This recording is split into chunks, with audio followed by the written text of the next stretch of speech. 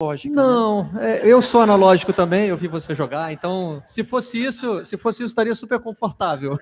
Mas eu quero, eu acho que a gente traça um bom painel assim, porque eu acho que você vai falar um pouco também, imagino, né, dos desafios que você enfrentou. Fica tranquilo, né? Marcelo, porque eu ia começar a falar uma coisa parecida com isso. Olha aí. Porque a gente teve... Fizemos uma conexão. Não, fizemos sim, eu estou sacaneando mesmo.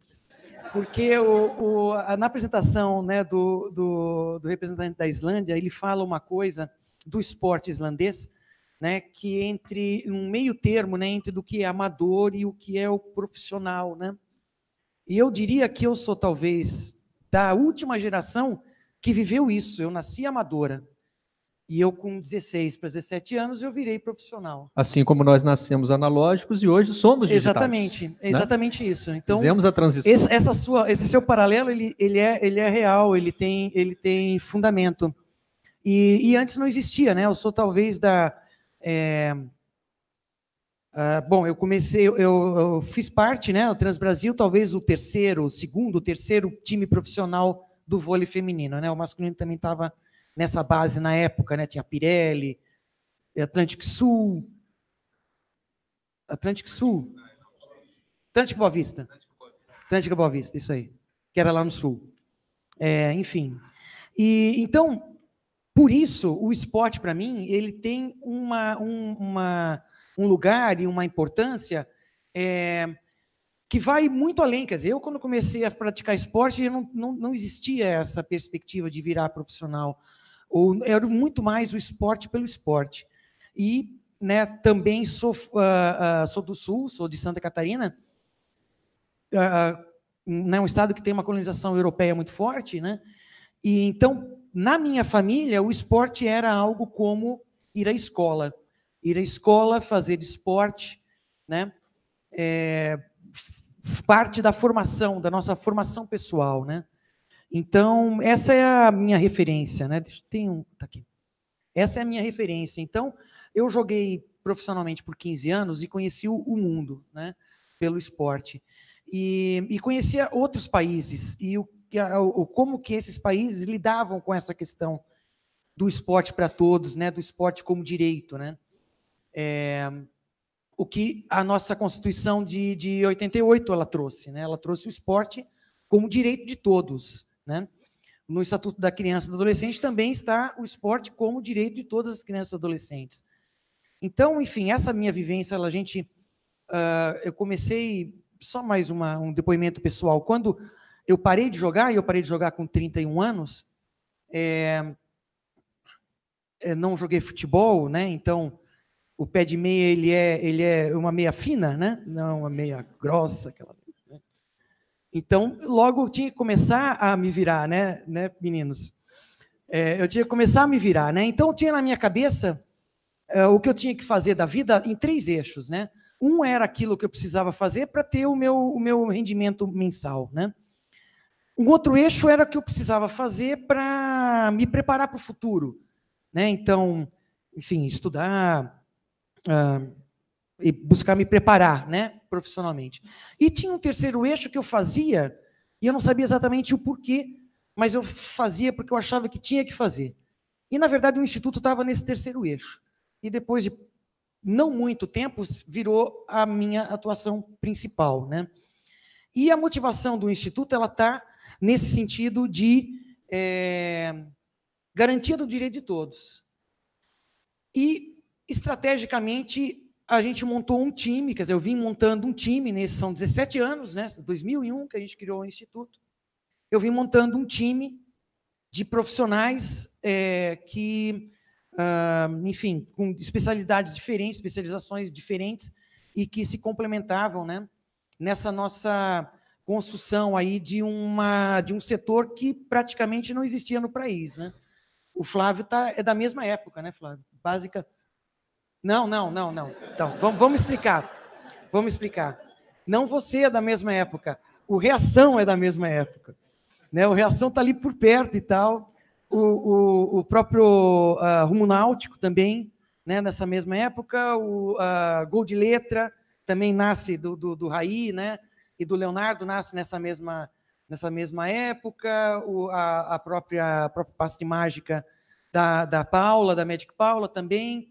Então, enfim, nós, de uma certa maneira, né, carpimos aí uma picada, né, desse tipo de atuação, que é o esporte para todos, né, o esporte como direito.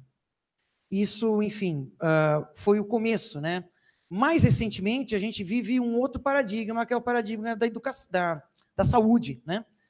Que é a inatividade física, que é o mal do século, né? E não só no Brasil, mas no mundo inteiro. Esses números aí, eles são muito complicados, são números médios, né? Se você for olhar aí casos a casos, né? Mulheres, baixa renda, e, né, periferias, né? Esses índices são muito piores, né? Se você for lá na escola, enfim, para cada menina que faz esporte, são 2 meninos, né? Quase essa proporção, dados de IBGE. Então, enfim, não existe esporte de pobre nem esporte de rico, né? As necessidades são as mesmas, o que muda é o acesso, né? Quanto menor a renda, né? Quanto menor as condições socioeconômicas, né? Menor o acesso. E aí aqui vem a atuação de instituições, né? Dessa área social do esporte, que tem, que eu falo que a gente brinca de política pública, né? A gente experimenta, a gente inventa, cria soluções estratégicas e tem a liberdade de aplicá-las e testá-las, né? Nós temos feito isso muito no Instituto Esporte e Educação, porque a gente tem já há muito tempo essa visão de chegar no Brasil inteiro, lógico que nunca pelas nossas próprias pernas, né? Mas no Instituto a gente busca desenvolver metodologias e estratégias que possam levar a esse caminho, né? De chegar ao maior número possível de pessoas. Então, nós trabalhamos com projetos de atendimento direto a crianças e adolescentes. A gente tem alguns milhares, né, de crianças e jovens e alguns adultos fazendo atividade física e esportiva diária, né, semanal, em vários lugares.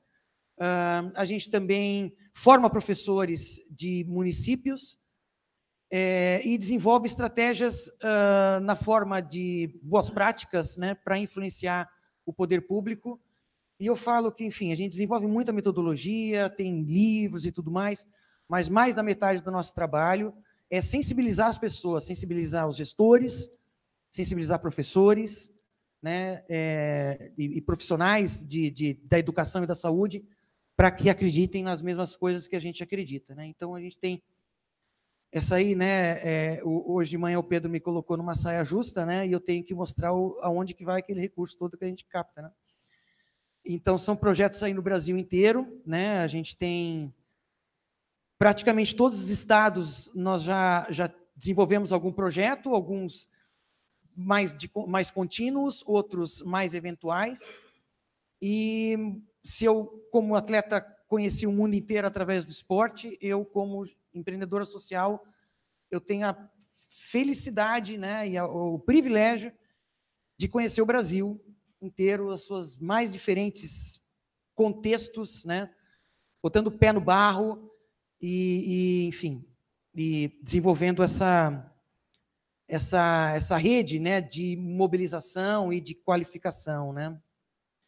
Então, a gente tem alguns números aí que são números importantes, que, mais uma vez, é um movimento, né? Eu montei um time, e só um destaque aí que são mais de 40 mil professores já formados pelo Instituto, em mais de 200 municípios, né?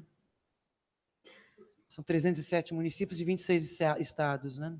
Indiretamente, aí tem mais de 3 milhões de impactados, né? Um pouco maior que a Islândia. Mas ainda muito pouco, perto dos 50 milhões aí de jovens que a gente tem, né? Então, enfim, é um trabalho que não para nunca, né?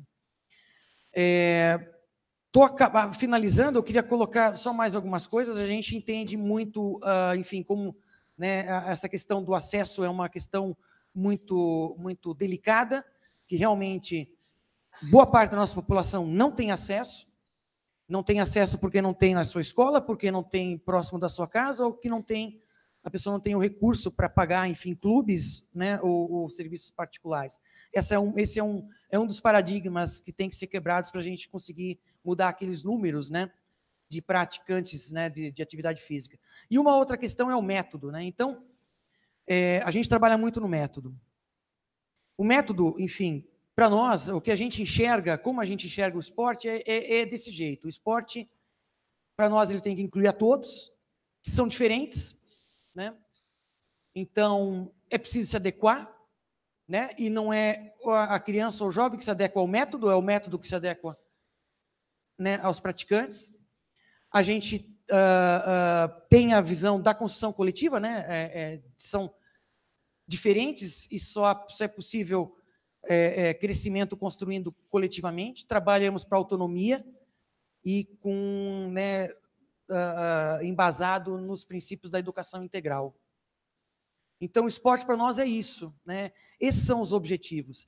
E se a gente for comparar com o esporte de rendimento, né, qual é a diferença? Que o esporte de rendimento ele tem um objetivo principal, que é o rendimento, o resultado.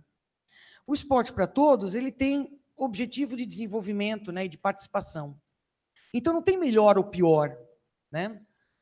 Cada dimensão tem um objetivo, tem um fim, né? O grande erro é você buscar esses objetivos que são diferentes, trocando as estratégias, né? Então, se a gente tem objetivo de resultado, tem estratégias próprias para isso. Se tem objetivo de desenvolvimento, tem estratégias próprias para isso, né? Trocar as bolas que é muitas vezes um dos pecados do esporte, né? E que, enfim, a gente às vezes paga uns preços por isso, porque muitas vezes o discurso não se reflete na prática, né? Então, tá pequeno, isso aí vai ser difícil vocês lerem, mas, enfim, quem conseguir ler, qual é a intenção disso? É mostrar que os diferentes tipos de impactos, né, que vão muito além de resultados esportivos, né? Pertencimento,